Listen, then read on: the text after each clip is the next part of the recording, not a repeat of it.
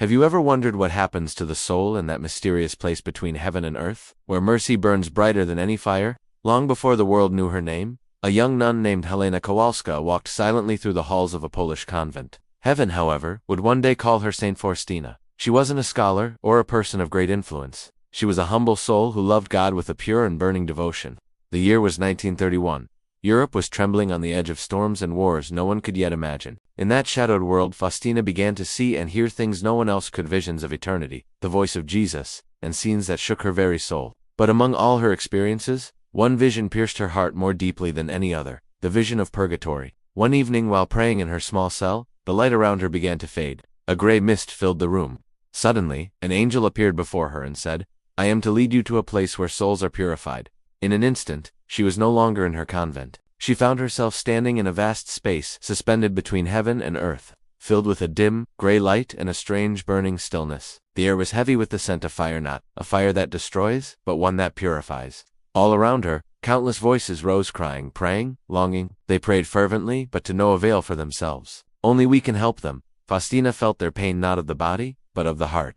The greatest suffering of these souls was their intense yearning for God. That, she realized, was purgatory, not a place of punishment, but of purification. It was a fire of love burning away every imperfection until the soul is ready for heaven. As she gazed at the suffering souls, something extraordinary happened. The Blessed Virgin Mary appeared among them. Her presence radiated peace, like gentle rain falling on parched ground. The souls reached out toward her, their cries softened. Mary said nothing. Her silent compassion itself brought comfort. Faustina understood then that the Mother of Mercy herself visits purgatory to console and refresh those suffering souls. It was then that she realized a divine truth. Purgatory is not God's anger, but His mercy. For if a soul still stained with imperfection were to stand before the blazing light of God's presence, that light itself would wound them.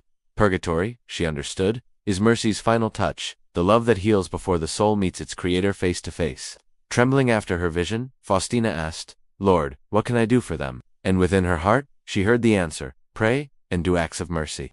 Through your sacrifices and prayers, you will deliver them from their pain. From that moment on, she offered everything: her prayers, her sufferings, even her smallest tears for the souls in purgatory. She called them poor souls, not in pity, but in love. Whenever she passed a cemetery, she whispered, "Eternal rest grant unto them, O Lord."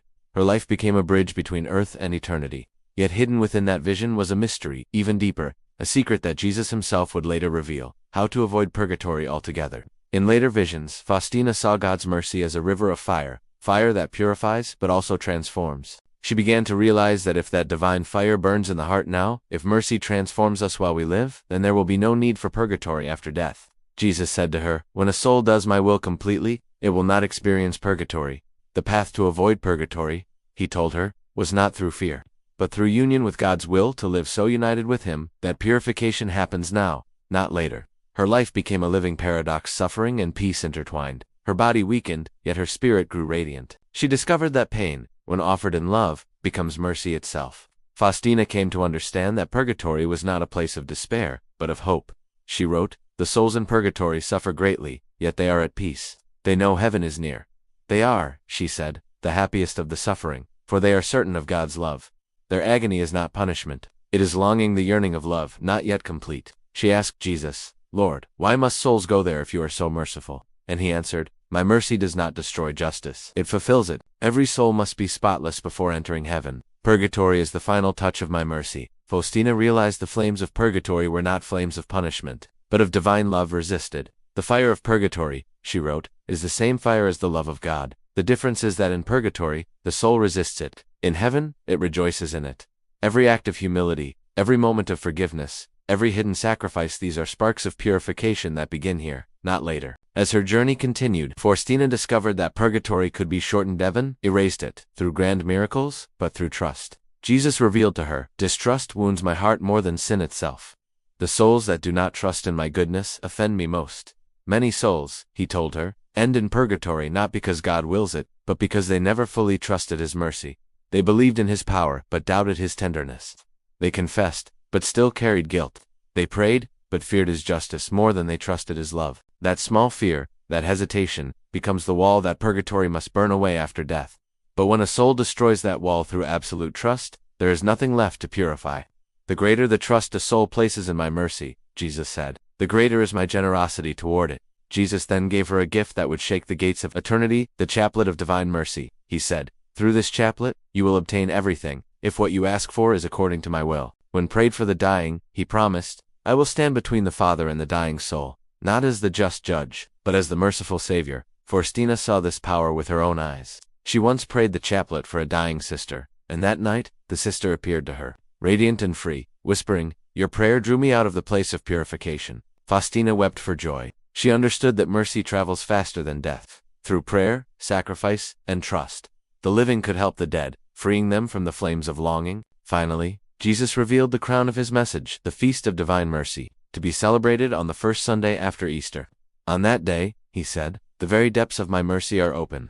The soul that goes to confession and receives Holy Communion shall obtain complete forgiveness of sins and punishment." Faustina trembled as she wrote those words. She realized what they meant. On that day, a soul could become completely clean as if reborn. No purgatory, no delay, only heaven's embrace. But more than a feast, it was a way of life. Jesus was calling humanity to live mercy daily, to forgive quickly, to love deeply, to suffer with compassion, because every act of mercy done on earth purifies the soul now, not later. Faustina came to understand that mercy was not only something God gives, it's something we must become. "Be merciful," Jesus said, "as I am merciful." To live mercy is to live heaven on earth. And she discovered the great paradox. The more one suffers out of love, the less one will suffer after death. Every pain accepted with trust becomes a door to glory. Every yes spoken in trial becomes purification completed. This was the hidden secret, not for saints alone, but for every soul, to trust completely, to surrender entirely, and to live mercy every day. Faustina knew that if humanity embraced this, purgatory would not be our destiny. Heaven would begin now. Her final words captured everything she had learned. Suffering is the school of trust. When all seems lost, when the soul is in darkness, then it is most capable of great love. She no longer feared death. "I have already met my judge," she said, "and he is love itself." In that final moment, she had already entered heaven, not by escaping the fire, but by letting divine mercy consume her completely. And that is the secret she left for the world, that purgatory can be avoided not by perfection, but by surrender. To live every day whispering the words that became her mission. "Jesus, I trust in you." If this story touched your heart, let it not end here. Subscribe to the channel for more stories of faith and divine revelation. Leave a comment with your reflection below. How does this message speak to your soul? And don't forget to check the link in the description to discover the next chapter of Saint Faustina's Revelations, the secret of divine mercy that can change your life forever.